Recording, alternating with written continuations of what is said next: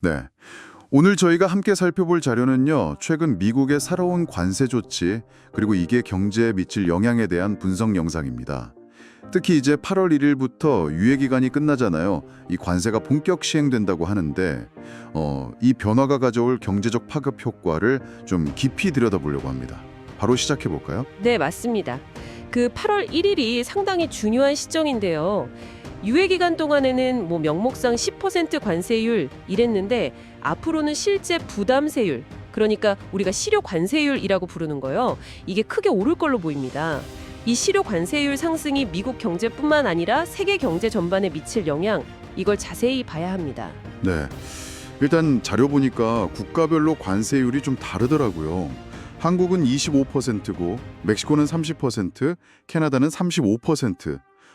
이거 보니까 약간 무역 적자 규모에 따라서 좀 차등을 둔 건가? 이런 분석이 있네요. 네, 그게 좀 흥미로운 지점이죠. 근데 또 다른 포인트는 베트남처럼 시장 개방을 약속한 국가는 보면 상대적으로 낮은 관세율을 받았다는 거예요. 이게 협상 여지가 있다는 신호일 수도 있겠지만 기본적으로는 무역 적자를 많이 내는 국가들한테는 30% 이상의 높은 장벽이 세워지는 구조다. 이렇게 볼 수 있겠습니다. 8월 1일 전까지 각국 대응이 정말 중요해 보이네요. 근데요, 이 관세 수입이 미국 재정에는 어마어마하게 도움이 될 거다. 이런 분석이 되게 인상 깊었어요. 유예 기간, 그러니까 6월 한 달만 해도 10% 관세로 한 37조 원 이 정도 수입이 있었다는데 이게 실효 관세율이 한 20% 수준으로 오르면요. 월 70조 원, 연간으로는 무려 840조 원까지 늘어날 수 있다고요. 와. 네, 맞습니다.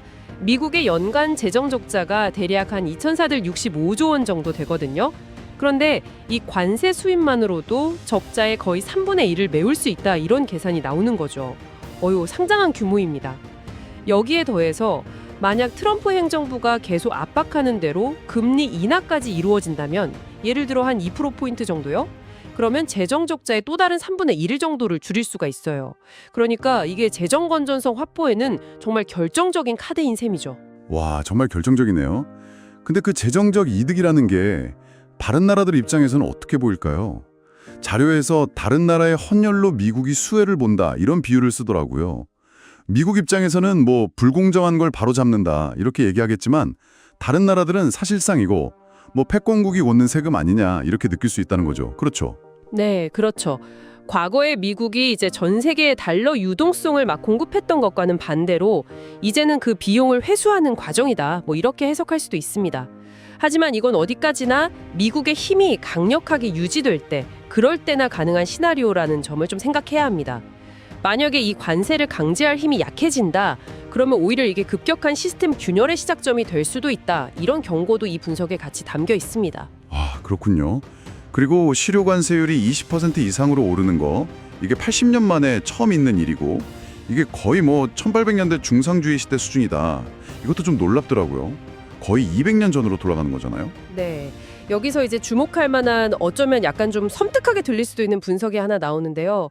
역사적으로 이렇게 관세율이 급격하게 올랐던 시기하고 주요 전쟁들이 발생했던 시기가 좀 겹친다는 거예요.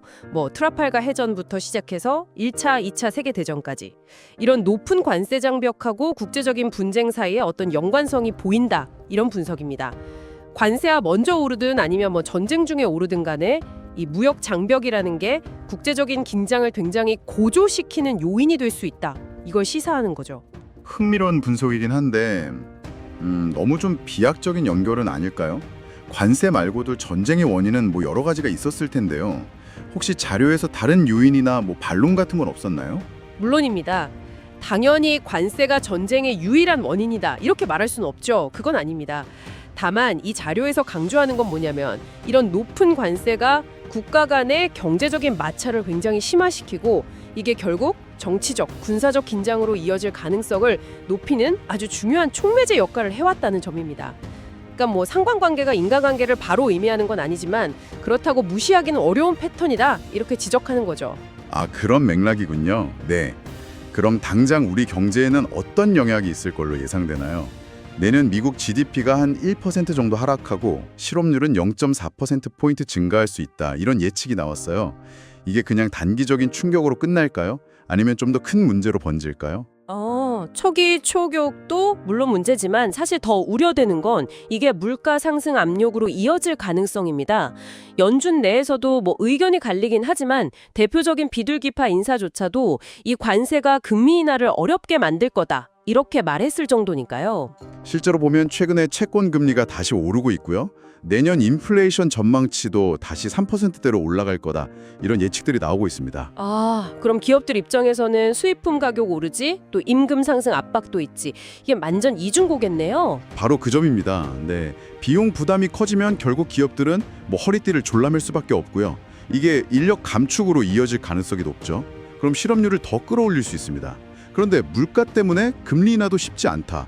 이러면 전반적인 경기 둔화 압력이 점점 커지는 약간 악순환에 빠질 수 있다. 이런 분석입니다. 네, 정리를 좀 해보면요. 미국은 관세를 통해서 재정 문제를 해결하려는 아주 강력한 동기가 있지만 그 대가로 세계 경제에는 상당한 부담을 주고 또 역사적으로 봤을 때는 좀 위험 신호였던 높은 수준의 국제적 긴장을 유발할 수도 있다. 이런 거네요. 참 딜레마인데요. 그렇습니다. 아까 나왔던 그 헌혈 비유처럼요. 적절한 수준의 관세는 어쩌면 미국 경제에 활력을 줄 수도 있겠지만 이게 너무 과도해지면 오히려 심각한 경기 침체와 국제 갈등을 불러올 수 있다는 거죠. 미국이 이 아슬아슬한 균형점을 과연 어떻게 찾아갈 것인가? 이게 앞으로 세계 경제의 형방을 가늠할 굉장히 중요한 관전 포인트가 될 겁니다. 네, 오늘 분석을 통해서 미국의 이 관세 정책이 가진 여러 복잡한 측면들 그리고 잠재적인 위험성까지 한번 살펴봤습니다. 마지막으로 이런 질문을 한번 던져보면서 마무리하고 싶네요. 과연 이렇게 높아지고 있는 무역 장벽이 단순히 경제적인 수단을 넘어서서 앞으로 우리가 마주하게 될 국제관계의 어떤 근본적인 재편을 알리는 그런 전조는 아닐까요? 한번 좀 곱씹어 볼 만한 질문인 것 같습니다. 다음 시간에 더 흥미로운 내용으로 찾아뵙겠습니다.